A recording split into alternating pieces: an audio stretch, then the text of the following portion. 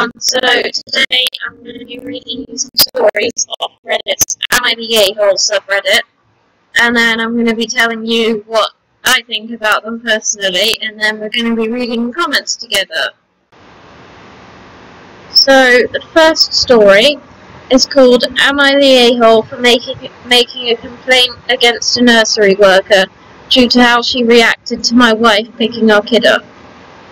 My wife, 36, and I, 37 years old, have two kids, a daughter 8 years old and a son 3 years old. My wife is an essential worker as she's a doctor. She works extremely long hours with hardly any days off while I work a typical 9-to-5 job, so I've always taken care of arranging the kids for school and care, etc. But with lockdown, I've been able to homeschool my daughter, but since my wife is an essential worker, my son's nursery has still been able to take him, so I have dropped him off there as normal, even though I'm homeschooling my other kid. I'm fitting that around me working from home. It makes it easier for my son to still have his routine, and so I can do work and so on. Anyway, I was going to pick him up like normal, but my wife chose to do so as she was off at that time and she could actually get him. The people at this nursery know my wife, as do the parents, even though she's rarely there. She was actually happy to be able to pick up our son from the nursery for once, and I thought it went fine until she came home in tears. She told me this nursery worker, who has just started there, didn't believe that my wife was our son's mother, and that this worker had only ever seen me. The other workers and my son told her that my wife was in fact the mother, and that she wasn't a danger to my son. The new worker still didn't believe it and said that she didn't feel comfortable with letting a 3-year-old go off with a random woman she'd never seen before. My wife got really upset, and it then upset my son, as everybody was practically saying there was no danger, as my wife was the mother. A few other parents got dragged into this and backed up the other staff, and it was only through relenting that the new worker gave up, and she made a really angry comment along the lines of, "Maybe if you were here more often, I wouldn't have to verify your identity." My wife wants to forget that it happened, but I am very angry. So the next day that I picked up my son, I asked to speak to the woman in charge about the new worker. She wasn't there when it happened, but I complained and said how my wife was treated was ridiculous, and that the co-worker was out of line for her snide comment at the end. The woman wasn't happy, and I've now learnt that the new worker has been given a severe warning and that her behaviour is being watched. The parents who backed my wife up are torn. Some think I did the right thing, as the woman didn't act professional, while others think I am an a-hole for interfering. My wife is annoyed as she thinks I shouldn't have said anything. I really don't know if what I did was right or wrong, so am I the a-hole? So I think definitely not the a-hole in this situation. I think that the worker was out of line for saying that, because the thing is, she doesn't know your personal situation. And I think that if she knew what your wife did for a living, then she would probably be really sorry for what she said in her comment. And I think that maybe, I don't know, maybe you should go and speak to the other worker as well and tell them what's going on, and so that they feel bad, you know?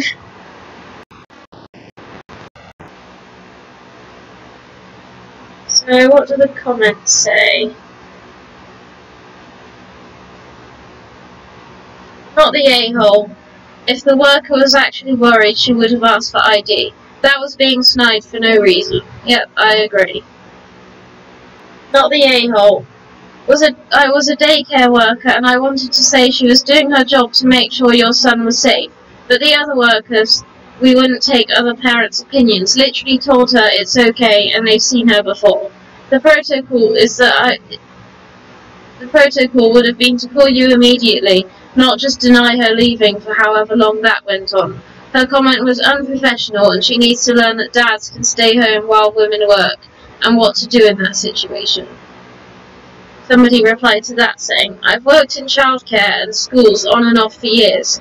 One thing that's been universal in any established place is been an ID on file for who can and who can't pick up the child.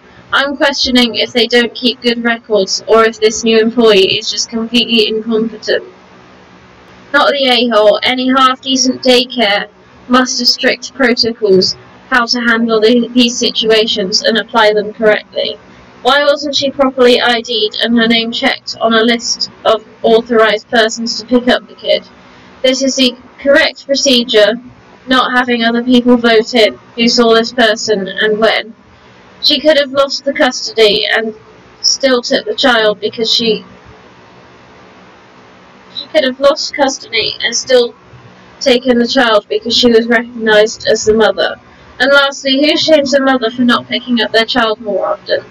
This worker is wrong and should have apologised instead of making such accusation. This is not 1950s, women are working now, some of them work afternoon shifts. Wow. Not the a-hole, the new employee wasn't an a-hole until that last comment. But that was so uncalled for. How dare she shame your wife for being a working mum, especially during a pandemic. I appreciate the employee's attempt to protect your son. In a different situation, we'd be thanking God for people like her. But being proven wrong doesn't give her the right to be a dick to your wife. I hope you all stay safe. Yeah, I completely agree with that. I mean, she needs to apologise. That's just not right. I'm glad that the daycare actually took action against what she said there. Moving on to the next one. So this one's called, Am I the a-hole for wanting to go to martial arts classes instead of taking care of my pregnant wife? Hello Reddit. So a while ago, a friend of mine got me into martial arts. It started as a joke, but it's legit amazing. Not only for knowing self-defense, but also getting physical activity. I used to go 2 to 4 times a week. Sometimes my wife went with me, and sometimes she didn't. It became my refuge. I noticed that I have been so much more happier since I started, and my mind and body is healthy for the first time in a while. Now she is heavily pregnant and having issues with her sciatic nerve, I think that's how you pronounce it. And it's causing her a lot of pain, so her OB ordered her to just chill out and not move a lot. This has resulted in me picking up most, if not all, household duties, and basically waiting on her hand and foot, which is okay because she needs me. I don't mind it at all, because it's for the greater good, but I stopped going to the martial arts classes entirely, and mentally I've been spiralling. It sucks because I don't like sedentary, stay-at-home activities like gaming or painting, and there's only so many books you can read, and I'm not in the best place mentally, and I think it's because I stopped going. And there's so much to do between work and helping my wife and keeping our residents livable. It's a lot. So she went to see her OB this morning, and I was at home meandering about. Her mother, retired and lives close nearby, was having a nice cup of tea and brought some snacks. She spoke up and asked if I was doing okay, and I said, to tell you the truth, I'm not. I have a lot on my plate right now, and I need an outlet to let off the stress, which used to be my classes. She understood and sympathised with me, but said that if I go twice a week, then she wouldn't mind staying with my wife while I'm gone. They're not that long, 40 minutes per class, and the studio is 5 minutes away. She said it would prepare her for grandmother duties, which we both laughed at lol. So her mum left, wife came back, and I approached the topic with her gently because I knew it would be a tough topic. I told her the issues that I was having and said that I would like to go back to doing martial arts classes twice a week for my own mental health. She didn't respond well to it.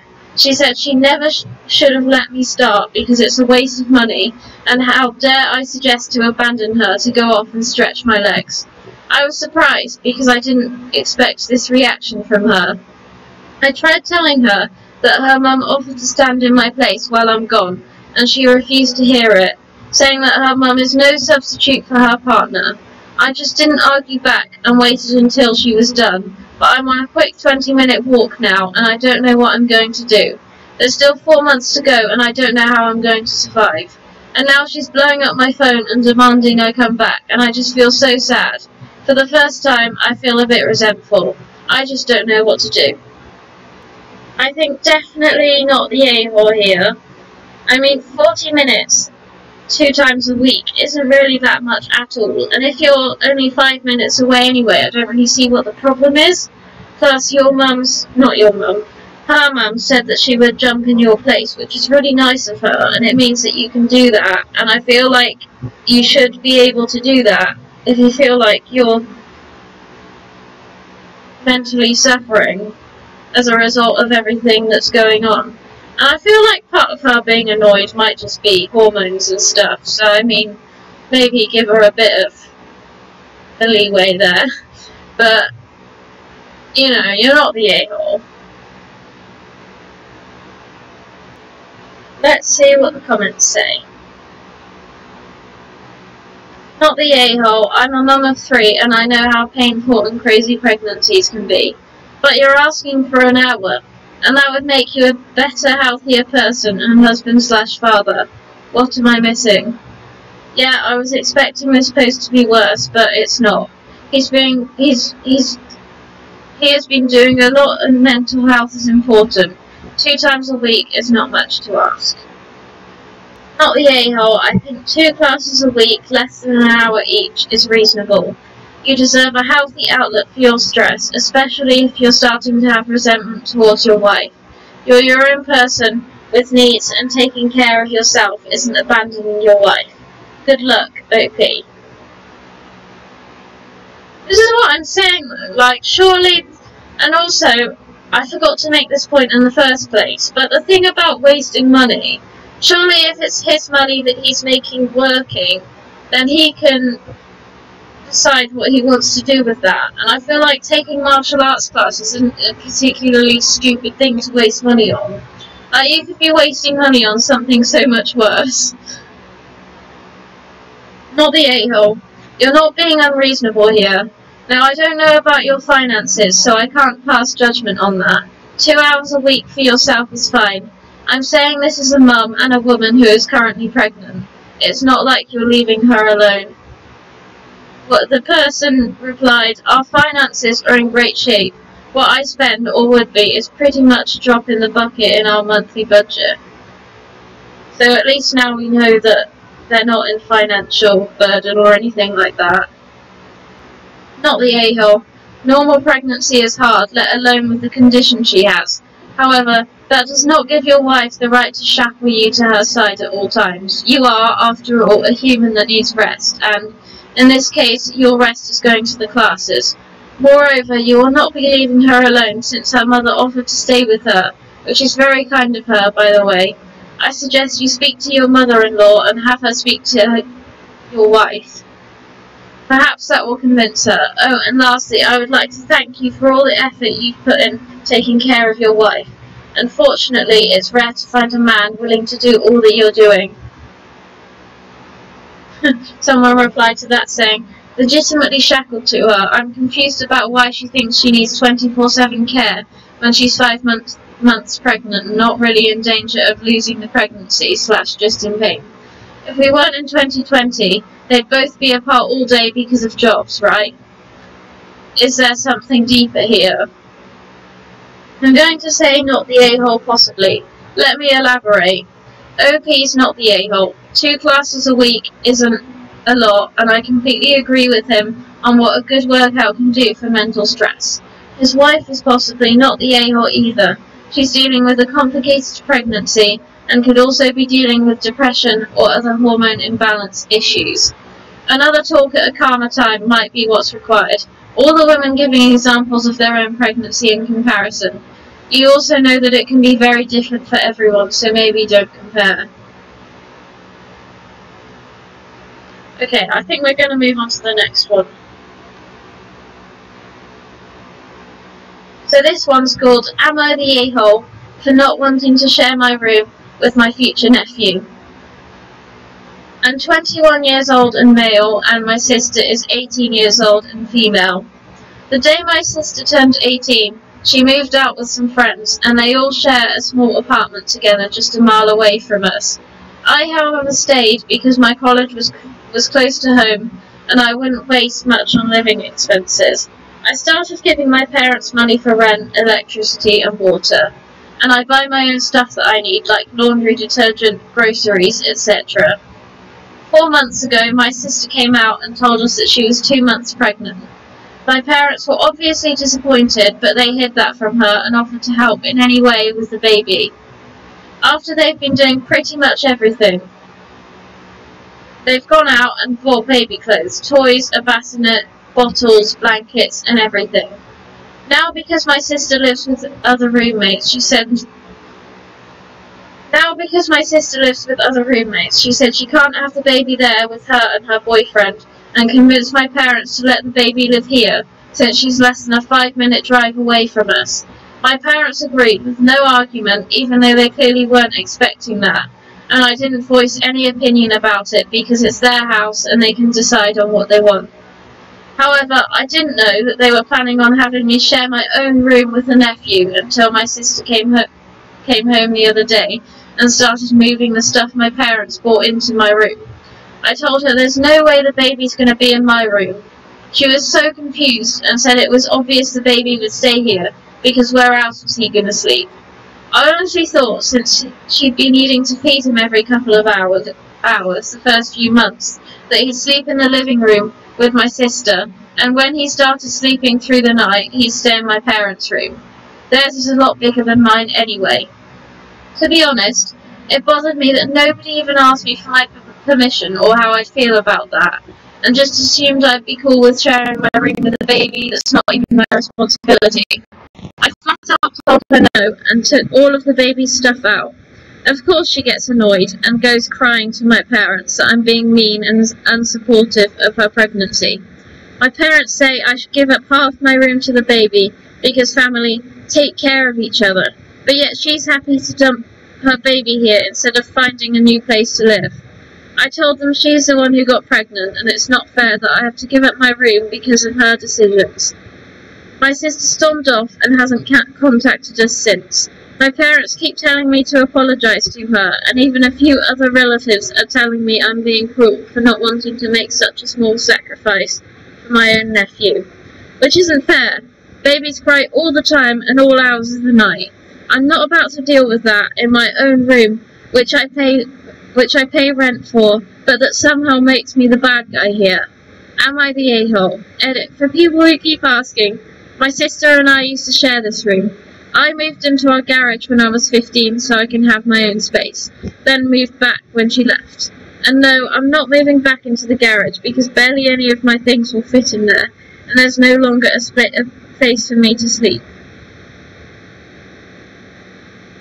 All I have to say about that is that she is such an a-hole. I mean, honestly, if she's going to make that choice, then she needs to take the responsibility for it, and not just dump her baby on whoever.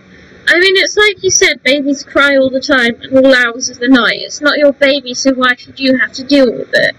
Why doesn't she just find a place to live? I just don't understand that. And you know, just because they're your family, it doesn't mean you have to do everything for them. It's not exactly a small sacrifice, it's a very big sacrifice. Sorry, this just annoyed me a lot, but let's see what the comments say. Not the a-hole. You pay rent. Why should you have to give up half the room? And it's extremely inconsiderate, especially because it will mess up your sleep schedule. Yeah, exactly. How your parents taking care of each other is so true and all makes perfect sense. Then move all the baby stuff to their room. How your parents taking care of each other is so true and all makes perfect sense. And that's why sister should be there to take care of her kid instead of pushing it off on her brother, not the a-hole. Not the a-hole. Your parents and your sister are being ridiculous. It's the worst possible time to do this, but you need to start looking for your own place. The OP replied, wouldn't be possible, unfortunately. I'd barely make enough to afford a 1-bedroom if I worked full-time, which I can't do because of school. It just won't be possible until I get a better job after graduation. Not the a-hole. Your parents need to face the facts that the kids will end up being theirs and that your sister is dumping the baby on them. That being said, they need to figure out a permanent living situation. You don't need to pay for this. Not the a-hole. The baby should be in the same room as your sister and they can't expect to live with a baby in your room without even asking you. Not the a-hole, she got pregnant at 18. If she's moving back in the house with her boyfriend, your privacy matters more than hers. She wants a baby in your room, crying at 3 AM. It should be in her room, so she would deal with it. Furthermore, if the baby is in her room, it will be more motivation for her to get her own place. She had sex without a condom and decided to keep the baby. You don't need to be woken up at 3 AM. She should. Yeah, somebody else just commented saying that, if I'm reading it right, Sis plans to keep living with her in her current apartment and leave the newborn at the family home. Of course, she'll absolutely be right over any time the baby needs anything, and definitely won't be palming off all the responsibilities on others. Yeah, I agree. I'm not sure if I read it right, but that's kind of what it sounded like. I don't know, I leave that up to you to decide what you make of it. But I'm going to be moving on to the next story, which is, am I the a-hole for cutting off entitled friends that left my startup before it became successful? This originally happened months ago, but I keep facing more backlash recently. Names changed, throwaway, etc. So over a year ago, I began working on a little startup for side cash. In order to keep this anonymous, I'll keep it vague. But now my family can live off this business comfortably. Back when I started, I had a few friends cycle in and out. Eric, Henry and Robert, but all dropped off due to circumstances I can't blame them for. But we're all long gone before I ever made a dime. I definitely would not be where I am now without their support, but honestly, they never put in the crazy amount of hours I have, nor did I ever ask them to invest financially. So after my wife and I purchased our first house, I wanted to have a sort of housewarming / thank you to all that helped me launch my business. So I wanted to go all out for my friends. Eric being into filmmaking, I bought him a state-of-the-art drone / camera I know he would never buy but would be ecstatic to get. Henry would get courtside tickets for his favourite NBA team. Robert is where the issues came. When I asked Robert's girlfriend what he would appreciate and the price range I was looking at, she said she would drop hints to see what he would enjoy, but I'm guessing she pretty much told him what was happening, and came back to tell me he would pretty much prefer the cash and it would be much, much more. After I politely explained that I would not be doing that, apparently they've been yapping this sob story to everyone now, and I'm basically Kim Jong-il for letting my people starve where I live lavishly. This really annoys me as I am Vietnamese, so it's racist, and not even accurately racist. A mutual friend has told me that Henry is also insulted that he is getting basketball tickets for what he thinks is a 7-figure business he created, and how I'm a huge asshat for taking advantage of the friend group. I'm doing well, but not that well. What they don't know is, yes, I can pay the mortgage, but my wife's parents are well off and are gifting us the down payment, God bless their hearts. None of them created anything. They came in and helped here and there, and I appreciate them, hence the expensive gifts. But at no point was employment discussed. Everything the company owns and purchased was by me. No one is getting cash, let alone more than I set aside. This is not a paycheck, just a thank you for believing in me early on. So basically, after the lockdown, I never got to have my housewarming party. Eric finally received his gift and loved it.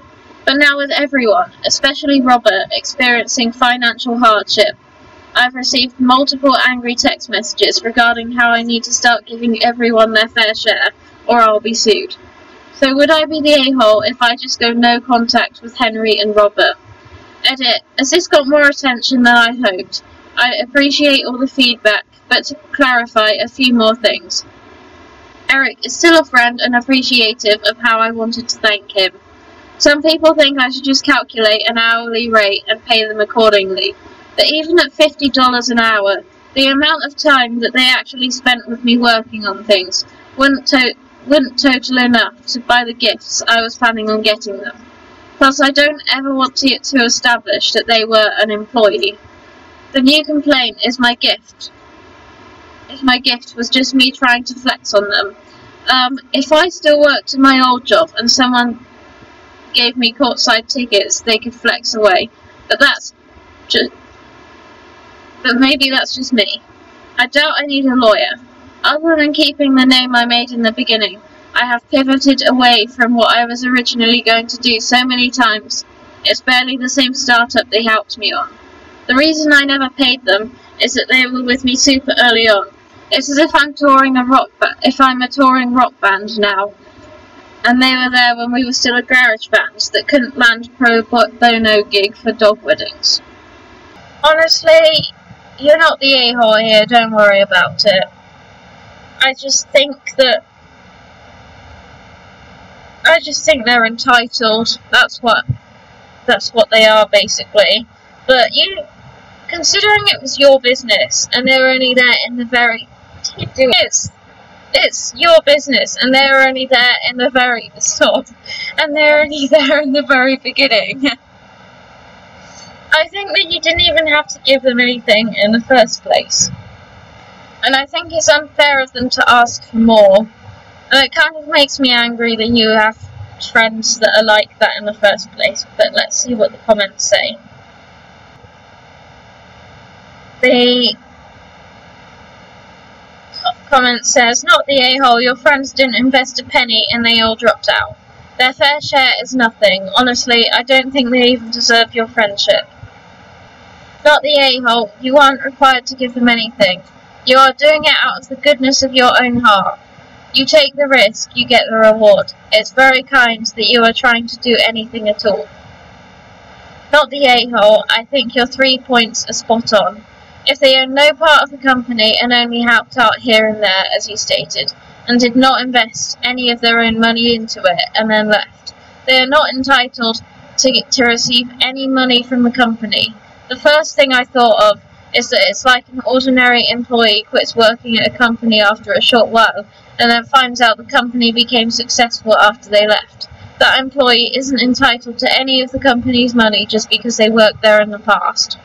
You didn't have to give them anything, but since they were, as you stated, long gone before you made any money, so in my opinion, you're already very generous by wanting to show appreciation for their effort early on.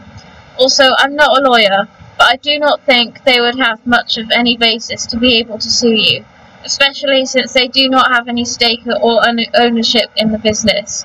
Additionally, if you never had any agreement to pay them wages or otherwise compensate for their work, I don't think they'd be able to sue you. Info.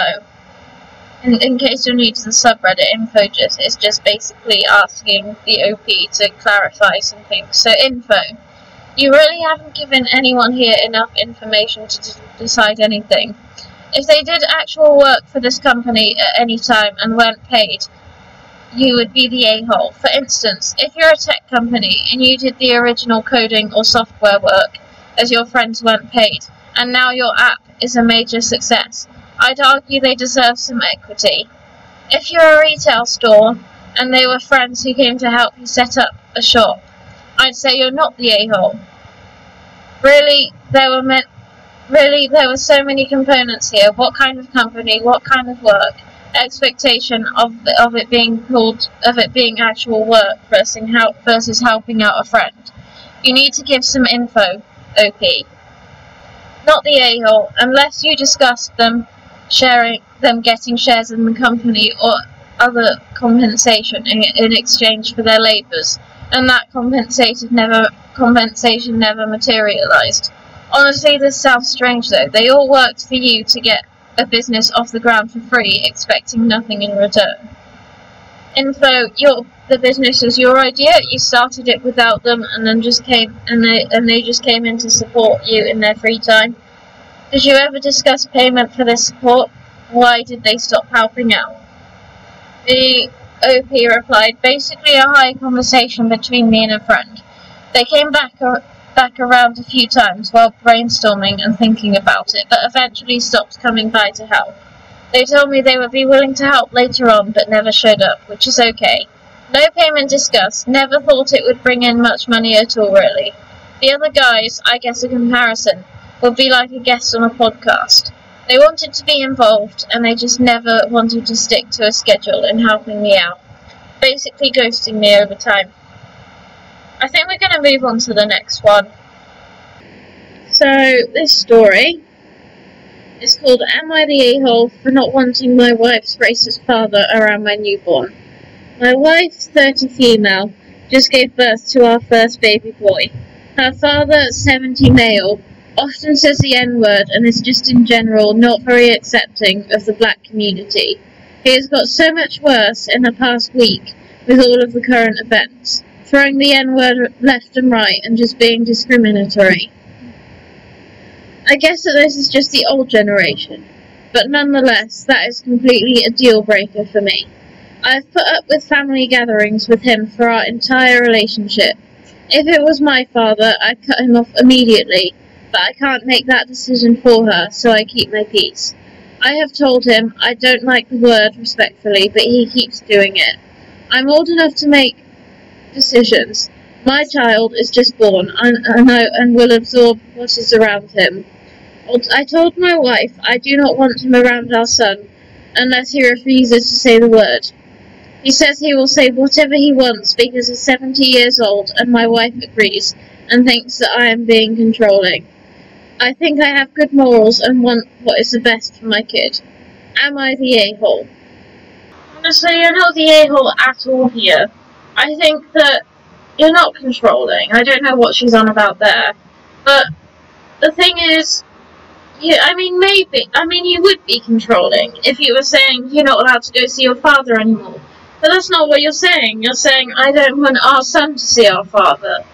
But what you're saying is that you don't want your son to see her father, which is fair enough, because young kids are very impressionable. And I feel like it's entirely possible that if he's around that a lot, he will start picking up that language. And that's not great for young kids, especially like when he starts nursery and stuff and starts school. But back to what I was saying, young kids are very impressionable. You know what, you're in my video now. Come on. But young kids are very impressionable, so there's a high chance that he will pick up that language, and when he's a young toddler, he will continue to say those things, and then he'll go to school and nursery, and he'll say those things, and there will probably be black people that are affected by that word that are there, and they're gonna be offended, and the parents are gonna be offended, the other parents. So if that happens, the only person to blame will be your wife. So I think that you're making a very good decision. It's not controlling at all, it's putting your foot down and just keep doing what you're doing, basically. So let's see what the comments say.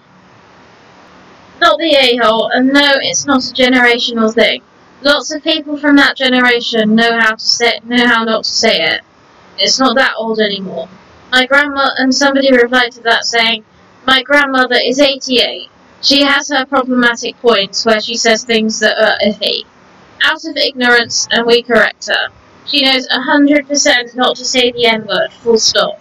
I think the most problematic thing I've heard her say lately is that she hated living in certain parts of town because it was too close to the border. She has not fully realised internal prejudice against Mexicans because her second husband was Mexican and abusive. Still bad, but not throwing the N-word around bad. I babysit some black/mixed-race children, and she adores them. I would never forgive her if she used the language like that around my kids. Somebody replied to that saying, this 100%. My grandma in her 90s doesn't always use the most up-to-date PC terminology. That is probably generational. But everything she says about people is kind. She treats all my friends of any race equally and would never say something like that, especially if politely corrected. Not the a-hole. You don't need to be exposing your child to that old school racism. Send the message to the Gramps, it won't be tolerated. Not the a-hole, other commenters seem to be missing that you specifically said unless he refuses to say the word. That is perfectly reasonable boundary to draw. Not the a-hole. And you're not being controlling, but talk to your wife about your boundaries. Father can't use derogatory language around your kid, and you guys create reasonable consequences when those lines are crossed. Like if he starts dropping N-bombs, you guys leave. Her relationship with her family is important, but your morals are just as important. Plus, he's 70, not a Civil War vet. He's young enough to know better and make the change. Your wife needs to hear your concerns, and as parents, you need to be a moral example to your kid. It's 2020, for Christ's sake. People knew more than 70 years ago it was an offensive thing to say. He's had plenty of time to learn. He chooses not to. Not the a-hole, and I hate to tell you, but if your wife doesn't draw that boundary, then she doesn't believe there needs to be a boundary. Let's hope it's just because she's tired and scared and needs to pick her battles, and this ain't it. But pay attention over the next year or so to see if she tells you she's racist by implying or outright saying that white people are superior. Either because you are naturally better, or because we behave better, or because we have a better culture. The N-word from the old man is the least of your problems. If your wife believes her dad is correct, but knows how to hide it. Right now, and for the next few months, keep your peace completely. Hold your tongue, because your kid doesn't understand language. Look up grey rocking, and don't rise to his provocations, because he will try to provoke you. But during that time, and for years afterwards, educate yourself, quiet and humbly, about racism. As your son's language centre begins to blossom, fill his world with positive books and wonderful stories that are anti-racist. Not colourblind, but anti-racist. Look it up. And use factual words. Your father-in-law isn't not very accepting of the black community. He is racist. No matter how many black friends he has, no matter how much he likes the good ones, he is a racist SOB who is frightened that the USA is turning brown. If he didn't freak out about white men with long guns terrorizing state employees trying to work, he shouldn't be riled up by brown people walking with signs in response to a man being slowly murdered over $20. And looters? They aren't the protesters. They are humbugs, happy to have an excuse to destroy and steal stuff. Just take this in. This is a good comment. Right, I think we are going to move on to the last one now. So this one's called, Am I the a-hole for calling my girlfriend a spiteful cow for deleting some photos? This one's already been voted, not the a-hole. Sorry if my writing is awful, I'm still so upset about this happening. My girlfriend, 26 and female, I will refer to her as Sophie, and I, 30 and female, have been together for about 4 years.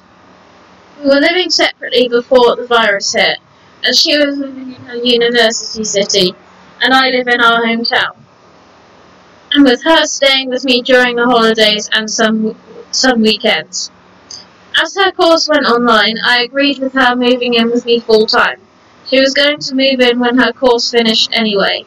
Sophie was in the spare bedroom/office moving things onto pen drives/online clouds from her laptop because her laptop was working slowly and didn't have a lot of memory left. She shouted for me and asked if I had any spare pen drives as hers was full. I have a box in the desk that has empty pen drives and things in, so I said to take one of them. I have several pen drives that have my old uni work and personal documents/photos on. They are all labelled and kept in a box in my filing cabinet. Sophie later makes a comment to me that she had to delete some old files off the pen drive. I asked what the files were, as the unlabelled ones should have been empty. She says she didn't look and explained that the ones in the box were all small, so she had taken one from my filing cabinet that was bigger. When I've looked in the cabinet, I've immediately realised that she had taken the one pen drive that had all my photos of my grandparents that passed away in 2007. This was clearly labelled with both of their names. I absolutely lost my crap. I burst into tears and started screaming at her that she was a spiteful cow and that she had done this on purpose. She knew how much these photos meant to me, as my grandparents moved in with my family for the 5 years before they both passed away, so I had helped take care of them until they passed. She had no right to go into the filing cabinet and just take my things. This led to an almighty argument where we both screamed at each other and said a lot of things in the heat of the moment.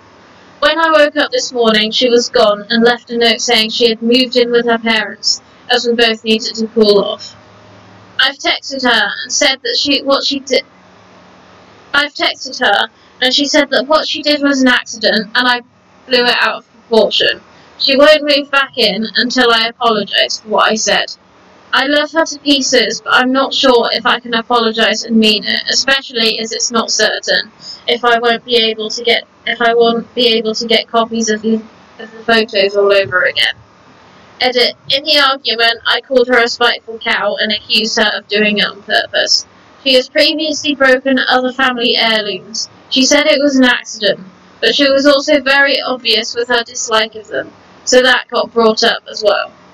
She called me pretty much every swear word she could think of and said that I was childish and immature for being attached to people that have been dead for a long time. She doesn't have a very big family. Her mum, dad and 2 siblings. All her grandparents passed away before she was born, so I don't think that she gets my being attached to the memories of my grandparents. Basically, we both went blow for blows on each other. Second edit. Sophie explained to her brother what happened, and he has gone on her laptop and managed to recover about half the photos from her recycling bin. He's promised to come by tomorrow to look at the flash drive and see if he can recover any more off that. He works in IT and apparently this is really common at his workplace, so he will run it through his software. Last edit/update. First of all, Sophie and I are both female, getting kind of peeved being referred to as a man. Sophie's brother came over this morning and he has managed to recover about 90% of the photos, which I am incredibly thankful for. When he arrived, Sophie rang me. We had a chat and I have decided to end this relationship now. Sophie's brother is helping pack up the last of his things, and I will take them with him when he leaves. Sophie's demands for the relationship to continue was a price I was not willing to pay. She demanded that I stop messaging my family every day, as I have been through lockdown, as I can't see them in person. She wanted me to block some of my close friends off Facebook, so that we could focus on us. Is this a normal request? She also wanted me to put her on the deeds to my flat, so that she would feel secure in our relationship. In reference to my not having backups of my photos, I'm not brilliant with technology. I don't realise that pen drives could corrupt.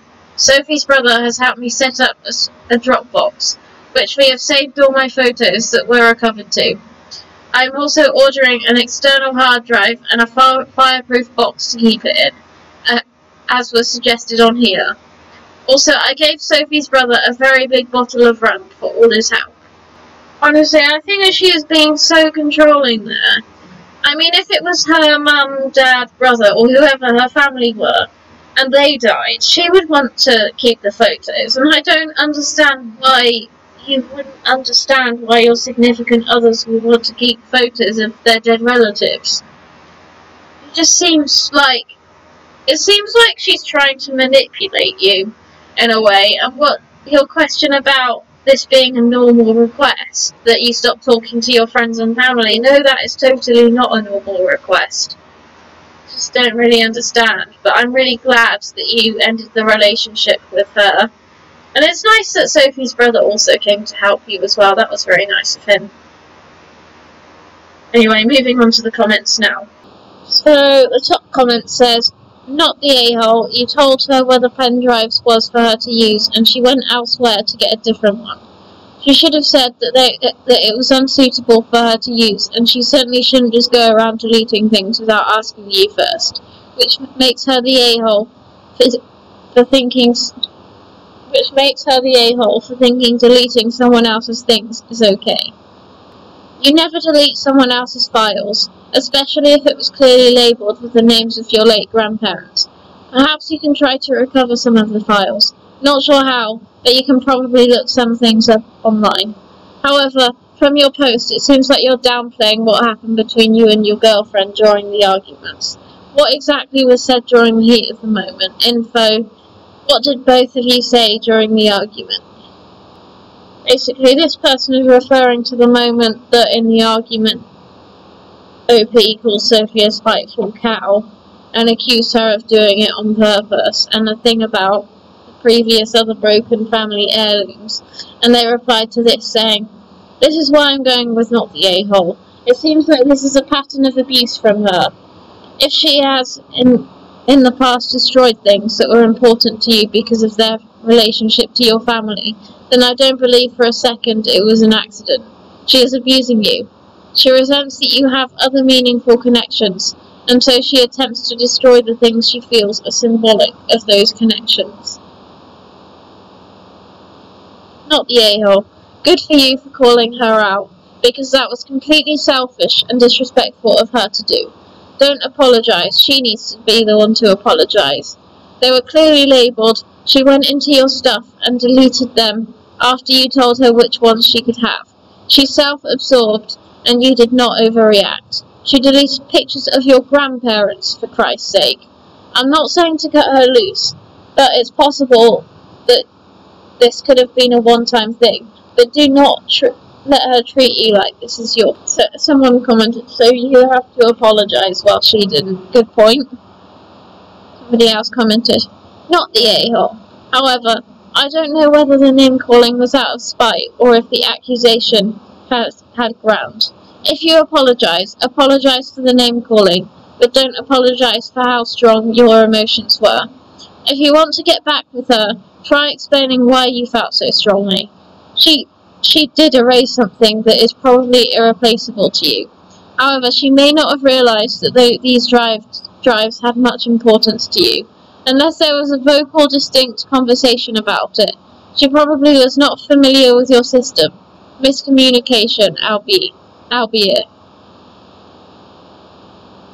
She could have gleaned some sort of inference since the drives were labelled.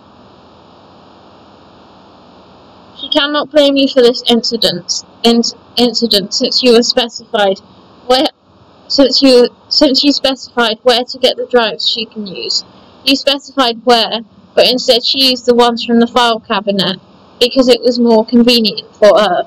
Maybe she was tired of having to move her files or irritated because her laptop was slow.